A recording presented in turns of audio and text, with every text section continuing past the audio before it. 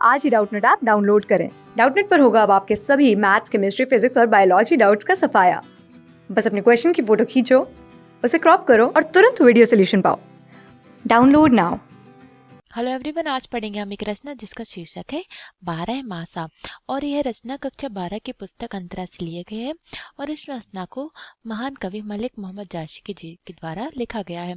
अभी तक हमने इस रचना का पहला भाग पढ़ लिया है और उसी वीडियो में हमने मलिक मोहम्मद जायसी जी का जीवन परिचय भी पढ़ा था। और अब हम इस कविता का सबसे पहले प्रसंग जानेंगे। प्रसंग का मतलब होता है इस कविता में कवि ने क्या बताया। तो इस कविता में कवि ने रानी नागमती की विरह वेदना के बारे में बताया कि जब उनके पति उनको छोड़कर चले जाते हैं तो किस प्रकार से वह अपनी सारी उम्र विरह वेदना में जलती रहती हैं। चलिए अब हम इस कविता को पढ़ते हैं।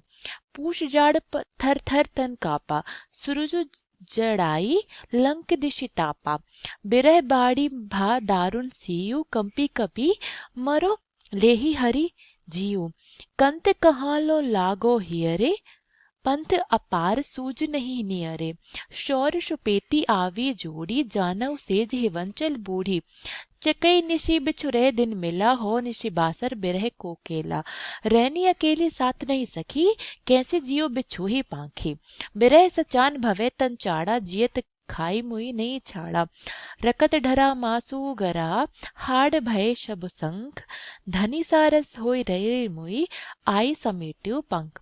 तो इस पूरे पद में कवि मलिक मोहम्मद जायसी जी ने नागमती की विरह उनके कष्ट को बताया है। पूछ जाड़ थर थर तन कापा। पूष एक हिंदी महीना है। तो कवि कहते हैं कि पूष के महीने में बहुत अधिक जाड़ा होता है। जाड़ा का मतलब होता है सर्दी। पीयूष के महीने में बहुत अधिक सर्दी, पूष के महीने में बहुत अधिक सर्दी होती है और पूष माह की ठंड में शरीर थर थर कांप रहा है।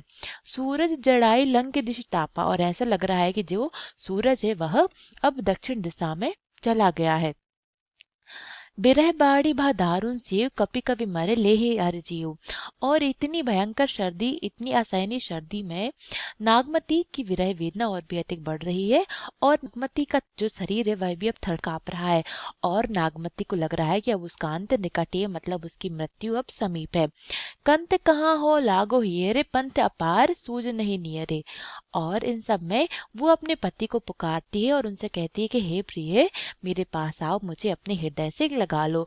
सौर सुपेती आवे जोड़ी, जाना सेज ही वंचल बूढ़े। वो कहती है कि इस सर्दी में मेरा जो शरीर है वह थर थर कांप रहा है और अगर इस वक्त मुझे मेरे प्रिय के दर्शन हो गए तो मुझे ऐसा लगेगा जैसे मुझे सूरज की गर्मी मिल गई है।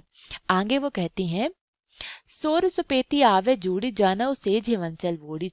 आगे वो कहती हैं कि इस सर्दी में मुझे रजाई भी रावत नहीं दे रही, मतलब उनको लग रहा है कि जैसे उनके चारों तरफ बर्फ का बिस्तर बिछा हुआ है। चूंकि पूस महीने में बहुत अधिक सर्दी होती है तो कवि ने इन हिंदी महीनों के माध्यम से ही, इन ठंड के दिनों के माध्यम से ही हमें नागमती की विरह वेदना के बारे में बताया कि भले ही इतनी सर्दी पड़ रही है लेकिन इस वक्त भी उनका हृदय जो है वह अधिक जल रहा है, क्योंकि वह अपने पति की विरह वेदना में है और उनका शरीर थर थर कांप रहा है और उन्हें लग रहा है कि अब उनकी मृत्यु निकट है।